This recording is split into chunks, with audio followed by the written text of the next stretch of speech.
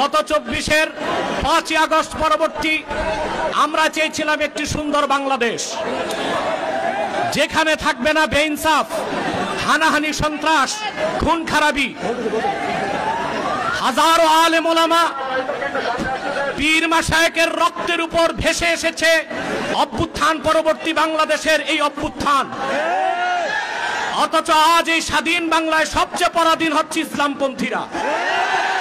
তাদেরকে জঙ্গি তকমা দিয়ে পরাজিত পতিত ফ্যাসিবাদী সরকারের ভাষা এখন শোনা যাচ্ছে বর্তমান সরকারের কিছু দায়িত্বশীলদের মধ্যে।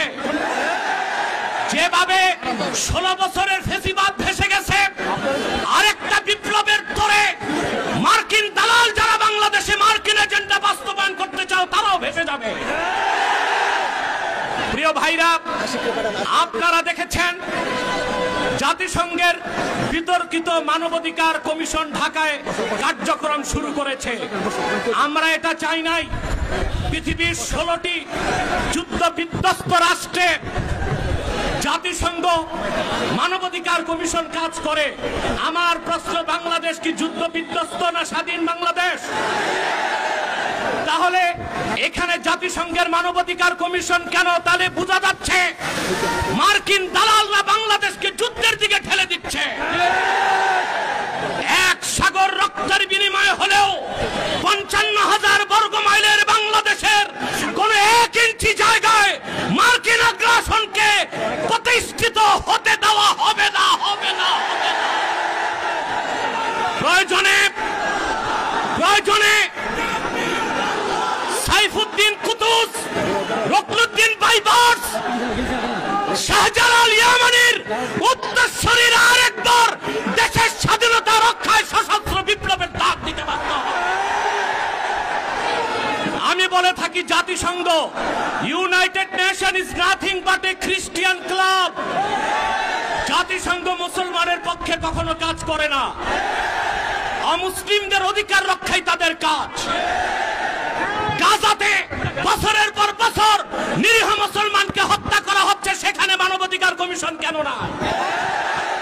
কাশ্মীরে মুসলমানদের হত্যা করা হচ্ছে, সেখানে মানবাধিকার কমিশন কেন না? চায়নার উইগুরে মুসলমানদের হত্যা করা হচ্ছে, সেখানে মানবাধিকার কমিশন কেন না? আমরা জানি মানবাধিকার কমিশন কেন। আল্লাহ ও তার আখিরি নবী নূর নবীজি মুহাম্মদ সাল্লাল্লাহু আলাইহি ওয়াসাল্লামের আরশচুম্বী সম্মান মর্যাদার বিরুদ্ধে যে কুলাঙ্গার শাতেম কাফেররা বক্তব্য দিবে, তাদের শাস্তির দাবি করলেই মানবাধিকার কমিশন তাদের পক্ষে ঢাল হয়ে দাঁড়াবে। খেলাফত প্রতিষ্ঠার কথা যারা বলবে, জিহাদের কথা যারা বলবে, জঙ্গি তকমা দিয়ে তাদের কারাগারে বন্দী করতে চায়, আর সুযোগ দেওয়া হবে না। কোন একজন আলেমকে জঙ্গি তকমা দিয়ে জেলখানায় ঢুকালে জেলখানার ইটগুলোকে একটা একটা ছুটিয়ে দিবে বাংলা।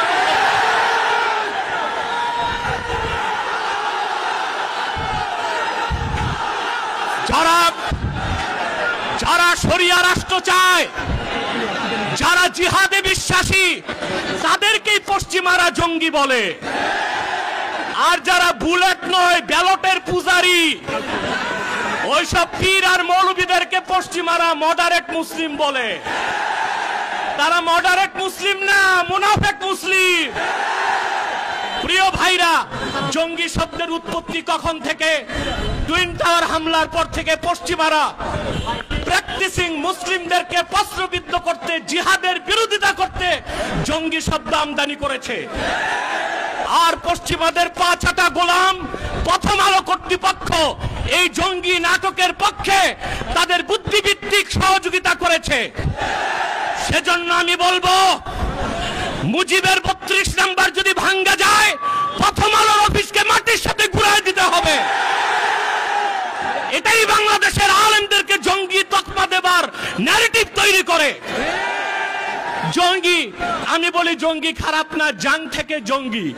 জাং মানে যুদ্ধ, আর জঙ্গি মানে যোদ্ধা।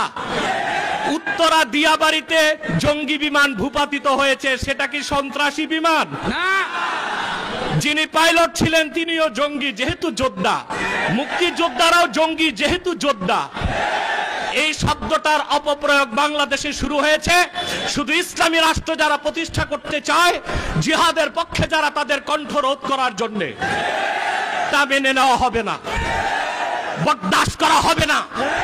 এই মহাসমাবেশ থেকে ডক্টর ইউনূসকে বলছি, কান পেতে শুনে রাখুন, আপনার হালুয়া রুটির ভাগ যারা খায় আপনাকে তারা বাঁচাতে পারবে না।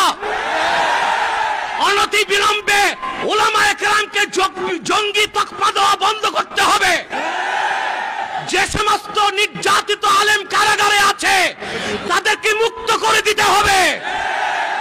আর জাতিসংঘের বিতর্কিত কমিশন কার্যক্রম বন্ধ করতে হবে, নতুবা আমরা মার্চ টু যমুনা দিতে বাধ্য হব।